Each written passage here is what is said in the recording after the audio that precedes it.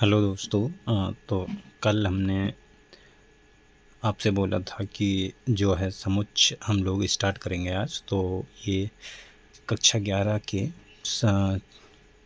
Chapter number 1 यानी समुच्चय का दूसरा वीडियो है। ठीक है, तो कल हम लोगों ने बेसिक जो अंतराल होते हैं उनके बारे में पता कर लिया था कि कैसे करके काम करते हैं और क्या होता है। ठीक है, आज हम लोग स्टार्ट करेंगे जो होगा हमारा लेक्चर 2 रहेगा ये। और ये इसमें हम पढ़ेंगे समुच्चय कि समुच्चय क्या होता है। ठीक है, तो देखो जो समुच्चय होता है उसकी परिभाषा बताने से पहले मैं आपको कुछ एग्जाम्पल लिख रहा हूँ। ठीक है कुछ एग्जाम्पल हैं। तो देखो मैंने आपके सामने कुछ एग्जाम्पल्स लिखे हैं। ठीक है, तो ये एग्जाम्पल्स आप देखो। समुच्चय क्या होता है वो अभी हम बाद में सीखेंगे।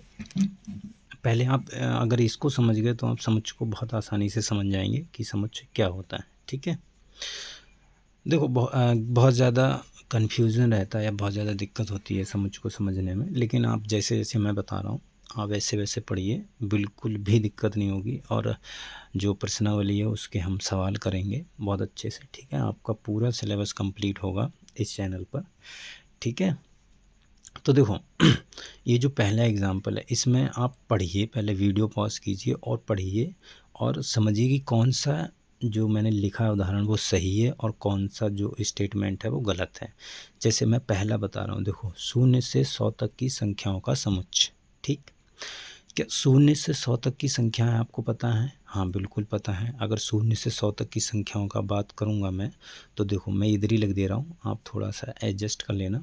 0 से 100 तक की संख्याएं क्या होंगी? देखो 0, 1, 2, 3, 4, 5 ऐसे करके बढ़ती चली जाएंगी। कहाँ तक जाएंगी? 100 तक। ठीक, अच्छा धन पूर्णांकों का समुच्चय। धन पूर्णांक क्या होती हैं? पूर्णांक नंबर जो होते हैं वो होते हैं 1, 2, 3, 4। क्या होते हैं? 1, 2, 3, 4। अभी ये देखो नंबर आपको नहीं पता तो ये आपको पता करने पड़ेंगे। ठीक है, तो धन पूर्णांकों की बात की है।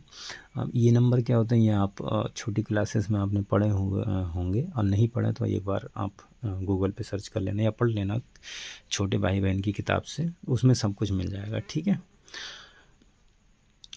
तो देखो धन पूर्णांक क्या होते हैं? 1, 2, 3 जो प्लस वाले होते हैं। ठीक है, माइनस वाले होते हैं जीरो ना तो धन होता ना ऋण होता, तो उसको हम ना तो धन पूर्णांक में गिनती करते हैं उसकी, ना ऋण पूर्णांक में गिनती करते हैं। ठीक है ना, और यहाँ पर माइनस वाले लेने नहीं है। ठीक है, तो 1 से कहाँ तक चले जाएंगे? अनंत तक। ठीक है, क्योंकि धन पूर्णांकों का समुच्चय बोला तो अनंत तक जाएंगे। अंग्रेजी वर्णमाला के स्वरों का समुच्चय। ठीक है तो हाँ सही है, अंग्रेजी में वर्णमाला के जो स्वर होते हैं वो ए, ई, आई, ओ, यू, ये हमारे अंग्रेजी वर्णमाला के स्वर होते हैं। हाँ ये भी होते हैं। अच्छा तो ये भी पहला स्टेटमेंट हमको सही लग रहा है। हाँ बिल्कुल हो सकता है ये। दूसरा धन पूर्णांकों का समुच्चय, हाँ बन सकता है। पूर्ण वर्ग संख्याओं का समुच्चय। पूर्ण वर्ग संख्याएं क्या होती हैं? पूर्ण वर्ग संख्याएं आपको पता होंगी। ठीक है, हाँ वो भी होती हैं अंग्रेजी वर्णमाला के स्वरों का। हाँ अंग्रेजी वर्णमाला में स्वर होते हैं, 5 स्वर होते हैं। ठीक है, ए, ई, आई, ओ, यू। ठीक है, ये हमारे स्वर होते हैं, आपको पता होगा। और देखो जो 5वां लिखा है उदाहरण, दुनिया के 10 सबसे अच्छे क्रिकेटरों के नाम। ठीक है, तो यहाँ पर और जो छठा है 5 अच्छे लोगों के नाम लिखो पूरी दुनिया, मतलब पूरी दुनिया में जो ये वाला है छठा वाला, कि पूरी दुनिया में 5 सबसे अच्छे लोगों के नाम लिखो। ठीक है, तो आप भी बोलोगे कि सर क्या बात कर रहे हैं, हमें तो हमारे पापा अच्छे लगते हैं। क्या पता किसी को आपके पापा ना अच्छे लगते हों, या आप बोलोगे हमें अपनी जो भी है आप समझ जाओ। तो अब दुनिया के 10 सबसे अच्छे क्रिकेटरों के नाम, तो देखो अच्छे क्रिकेटरों के नाम, अब मेरे हिसाब से आप मान लो विराट कोहली है, आपके हिसाब से महेंद्र सिंह धोनी हो सकते हैं, या किसी के हिसाब से रोहित शर्मा हो सकते हैं, युवराज सिंह हो सकते हैं। ठीक है, ब्रायन लारा हो सकते हैं, बहुत बहुत सारे हैं। तो 10 सबसे अच्छे क्रिकेटरों के नाम लिखना असंभव है पूरी दुनिया में। वो ये तो मुझे ये देखो गलत स्टेटमेंट लिखा हुआ है, क्योंकि मेरा मेरे जो 10 सबसे अच्छे खिलाड़ी होंगे वो अलग होंगे, आपके जो 10 सबसे अच्छे खिलाड़ी होंगे वो अलग होंगे, ठीक है। तो इसमें देखो कितने सेंटेंस मुझे आप लोगों को 1 2 3 4 सेंटेंस तो सही लग रहे होंगे, लेकिन ये दोनों गलत हैं। मतलब गलत नहीं है, लेकिन हम इन्हें अच्छी तरीके से डिफ़ाइन नहीं कर सकते। अगर मैं अपनी बात करूं, जैसे देखो पहला मैंने बोला है, तो अगर इसे दूसरा आदमी बोलेगा तो वो भी सही बताएगा। भाई ये बात जो कहीं पर गलत नहीं होगी। भाई 0 से 100 तक की संख्या होती हैं, ये सभी के हिसाब से होती हैं, पूरी दुनिया में आप कहीं चले जाओ वो ये होंगी, ठीक है। दूसरा ऐसे धन पूर्णांक नंबर होते हैं, एग्जिस्ट करते हैं, भाई सबके हिसाब से होंगे। आप अपने भाई बहन चाचा ताऊ जितने भी आपके फैमिली में या जो भी कहीं भी चले जाओ, ये 4 जो हैं वो हमेशा ही ट्रू रहेंगे, हमेशा ही सत्य रहेंगे, ठीक है। अब ये चौथा अंग्रेजी वर्णमाला के स्वर, हाँ 5 मतलब ए ई आई ओ यू होते हैं, तो आप चाहे करोड़ों में चले जाओ, लाखों में चले जाओ, कहीं भी चले जाओ, ठीक है, तो ये हमेशा सही रहने वाला है। लेकिन अगर ये मैं पूछूं दुनिया के 10 सबसे अच्छे क्रिकेटरों के नाम, तो आपने 10 क्रिकेटरों के नाम की लिस्ट बनाई और मैंने बनाई, तो मेरे हिसाब से अलग होंगे प्लेयर, आपके हिसाब से अलग होंगे, ठीक है। ऐसे ही पाँचवा है या छठा कि 6 अच्छा 5-6 लोगों के नाम, ठीक है, तो ये भी हम अच्छी तरीके से, मेरे हिसाब से कुछ और होगा, आपके हिसाब से कुछ और होगा। तो देखो यहाँ पर अब हम बात करते हैं समुच्चय की। ये आपने पढ़ लिया, इसको हम ध्यान रखना। अब हम बात करेंगे समुच्चय की, बेसिकली समुच्चय होता क्या है, ठीक है। समुच्चय, इसे इंग्लिश में कहते हैं सेट, ठीक है। अब मैं इसकी परिभाषा लिख रहा हूँ, वो आप ध्यान से समझना। आप चाहें तो तेज़ी बढ़ा के देख सकते हैं। वस्तुओं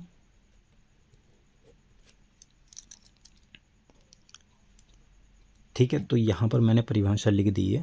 देखो समुच्चय की परिभाषा क्या होती है, आप कन्फ्यूजन मत होना, जो मैंने एग्जाम्पल दिए बस उन्हीं के माध्यम से समझना। देखो ये जो लिखा है वस्तुओं के सुपरिभाषित का मतलब होता है वेल डिफाइंड, ठीक है। अभी मैं मतलब बताऊंगा वेल डिफाइंड का। समूह मतलब ग्रुप, बहुत सारे लोग, ठीक, या बहुत सी चीज़ें, यह संग्रह को समुच्चय कहते हैं। वस्तुओं के सुपरिभाषित, देखो अभी मैंने जो सेंटेंस बोला सुपरिभाषित का मतलब होता है वेल डिफाइंड। वेल डिफाइंड का सिंपल मीनिंग ये समझो कि अगर मैं उस सेंटेंस को बोल रहा हूँ और उससे चाहे 10 लाख लोग बोलें तब भी वो सेंटेंस वही रहना चाहिए। जैसे देखो पहला जो मैंने एग्जाम्पल लिखा है धन पूर्णांकों का 0 से 100 तक की संख्याओं का समुच्चय, ठीक।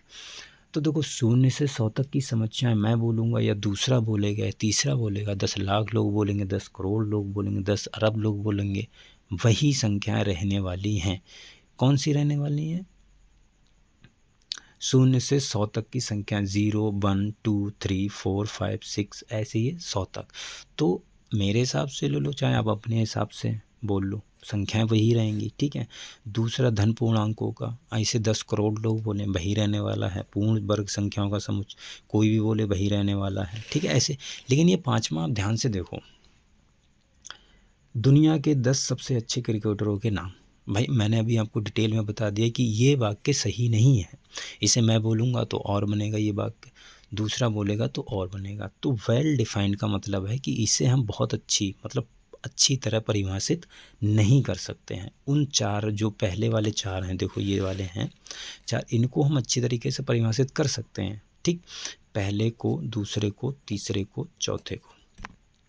लेकिन 5वें और 6वें को हम अच्छी तरीके से परिभाषित नहीं कर सकते। क्लियर?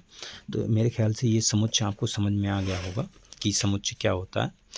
वस्तुओं के सुपरिभाषित वेल डिफाइंड समूह का मतलब होता है बहुत सारे लोग होंगे या बहुत सारी चीज़ें होंगी, बहुत सारे नंबर्स होंगे। अगर नंबर्स की बात करेंगे उनको इकट्ठा कर देंगे तो उसे हम बोल देंगे समुच्चय, ठीक है।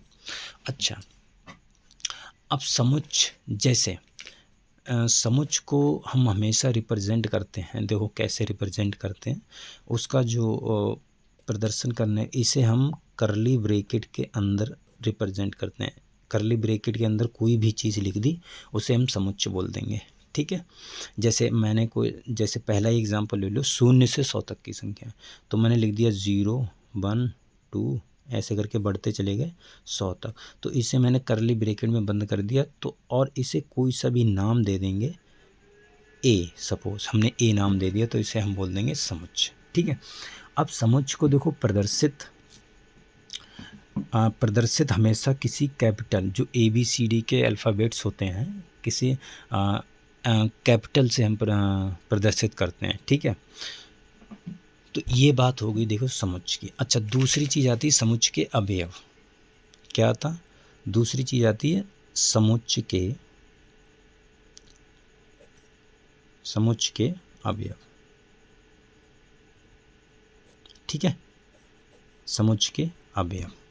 ठीक, अब जैसे मैंने तीसरा एग्जांपल उठा लिया कि अंग्रेजी वर्णमाला के स्वर कौन से होते हैं? देखो A, E, I, O, U।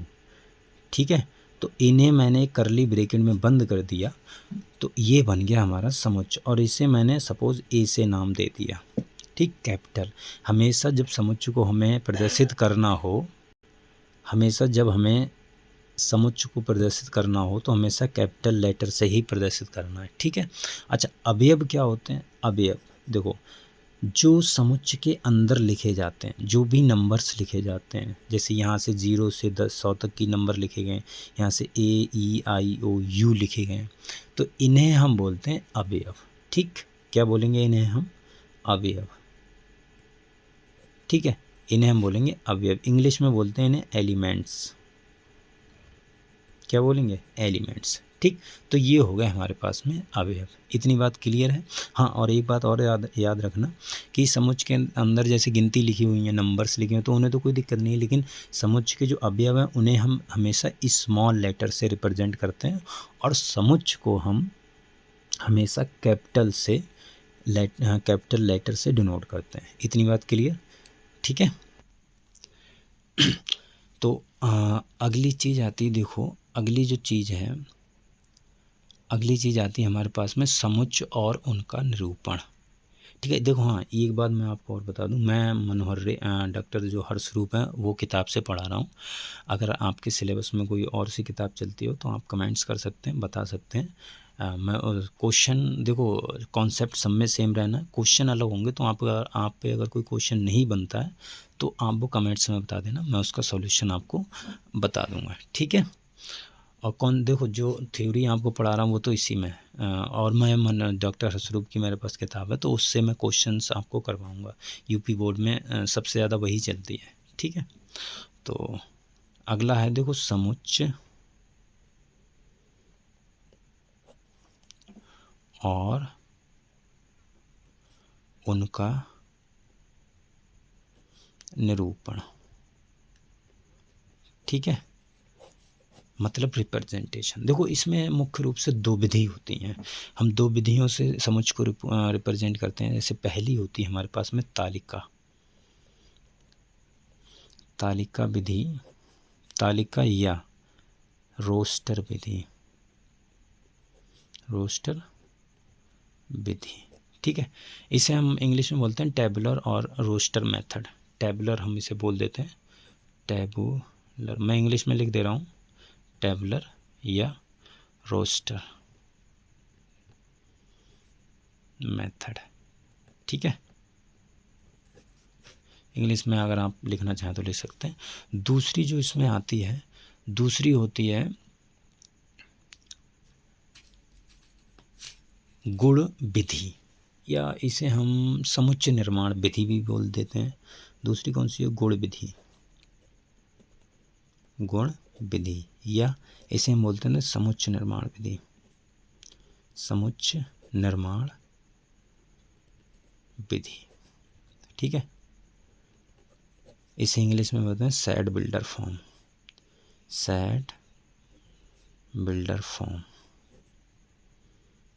ठीक है, ये सेट बिल्डर वो वाला नहीं है, ये सिंपली बिल्डर है। ठीक है, सेट बिल्डर फॉर्म। तो ये समुच्चय और उनका निरूपण हम दो विधियों से करते हैं। ठीक है, तो इसमें ठीक, तो आज की वीडियो में मैं आपको इतना ही रखता हूँ। हाँ, कल की वीडियो में हम लोग इन दोनों के बारे में डिटेल से पढ़ेंगे, बहुत अच्छी तरीके से। ठीक है, तब तक के लिए बाय। आप देखते रहिए